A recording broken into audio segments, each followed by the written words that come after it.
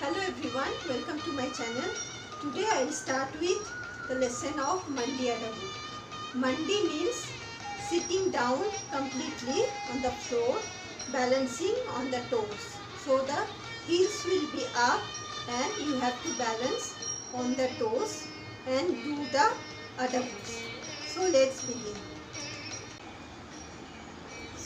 begin. With Mandi Adavu. So you have to take posture like this, sitting down completely, balancing on your toes and do the steps.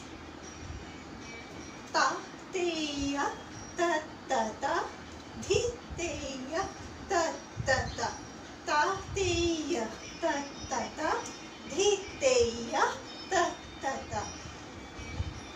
So you have to jump lightly, balancing on your toes and put your knees on the floor.